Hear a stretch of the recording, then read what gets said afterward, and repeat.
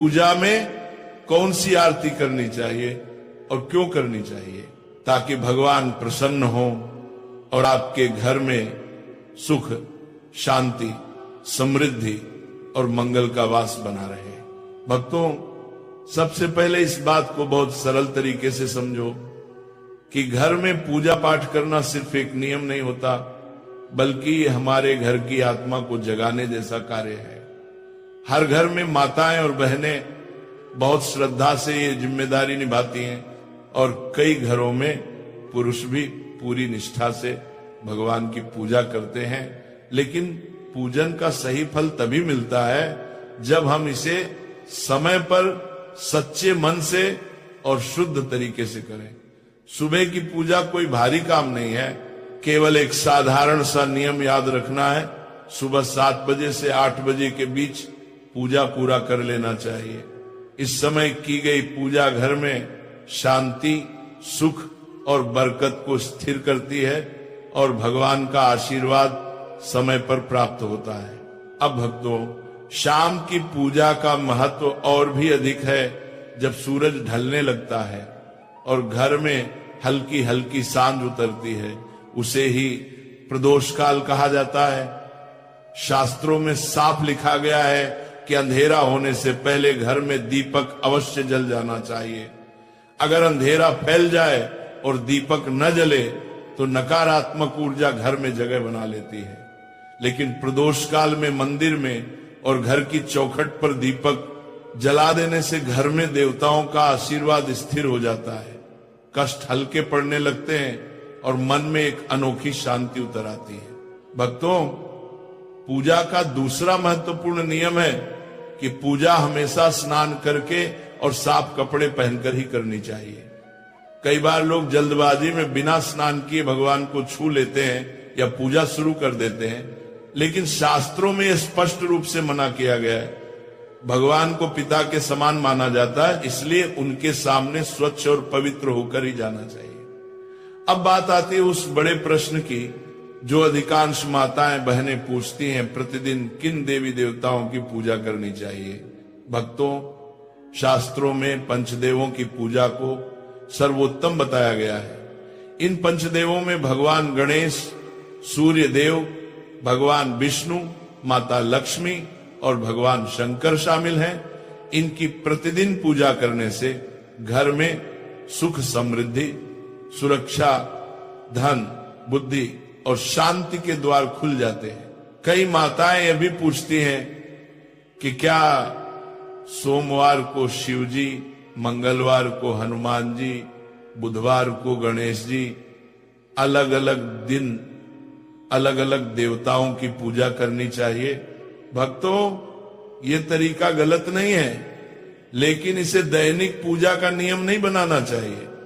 अगर आपने कोई उपवास रखा है, जैसे मंगलवार का, गुरुवार का या किसी अन्य दिन का, तो उस दिन उस देवता की विशेष पूजा कर सकते हैं।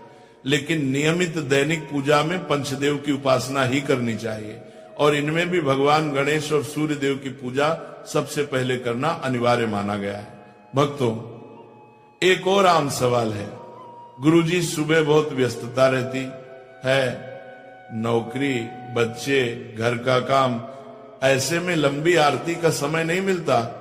तो इसका सीधा और सरल समाधान है, यदि समय कम हो तो भी पूजा को कभी छोड़ना नहीं है। स्नान करके मंदिर में एक घी या तेल का दीपक जला दें, धूप या अगरबत्ती लगा दें और मन से भगवान को प्रणाम कर लें। भगवान भाव के भूखे हैं, बड़े अनुष्ठान या लंबी आरती के नहीं। आपका सच्चा मन ही उनकी सबसे बड़ी पूजा है। भक्तों, सुबह पूजा शुरू करने से पहले सबसे बड़ा और जरूरी नियम यही है कि सबसे पहले अपने पूजा मंदिर को अच्छे से साफ किया जाए। मंदिर की सफाई कोई साधारण काम नहीं है, ये भगवान का स्वागत जैसा होता है। इसलिए किसी साफ कपड़े से मंदिर की धूल हटा दीजिए, वहां की जगह को पवित्र कर दीजिए, ताकि जब आप भगवान की आराधना करें तो वातावरण बिल्कुल शुद्ध और दिव्य लगे। भक्तों, यदि आपके मंदिर में लड्डू गोपाल जी विराजमान हैं तो उन्हें प्रेम से स्नान कराइए। ये स्नान केवल जल का नहीं होता, ये भाव का स्नान होता है, जिसमें आप अपना स्नेह, अपनापन और श्रद्धा उन्हें अर्पित करते हैं। यदि शिवलिंग रखा हुआ है तो उस पर शुद्ध जल चढ़ाना अत्यंत शुभ माना जाता है। अन्य देवी देवताओं को भी भावपूर्वक जल के छींटे लगाकर दिन की शुरुआत की जा सकती है। अब भक्तों, यदि आप चाहें तो पूजा में फूल अर्पित करना बहुत शुभ माना जाता है। फूल भगवान की कृपा, पवित्रता और हमारे मन की सुंदरता का प्रतीक है। प्रतिदिन सुबह मंदिर में 1 लोटा जल भरकर रखना भी जरूरी है। शास्त्रों में कहा गया है कि मंदिर में रखा हुआ जल घर की नकारात्मक ऊर्जा को दूर करता है और घर में शांति बनाए रखता है। यदि आपके घर पर दक्षिणावर्ती शंख रखा है तो उसमें भी प्रतिदिन जल अवश्य भरें। ऐसे शंख में भरा हुआ जल बहुत शुभ और ऊर्जा बढ़ाने वाला माना गया है। भक्तों, अब बात आती है भगवान को भोग लगाने की। प्रतिदिन भगवान को चाहे केवल चीनी, दूध, मिश्री या थोड़ा सा गुड़ ही क्यों न हो, भोग लगाना ही चाहिए। ये हमारी कृतज्ञता का प्रतीक है।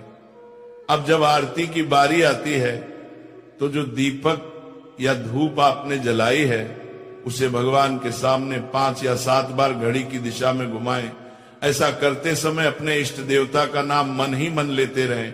चाहे तो मन ही मन कोई छोटी सी आरती भी गा सकते हैं।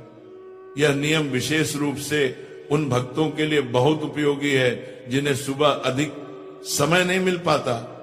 सिर्फ दीपक घुमाकर, नाम जप कर और प्रणाम करके भी भगवान प्रसन्न हो जाते हैं, क्योंकि भगवान पूजा के दिखावे से नहीं, भाव से खुश होते हैं।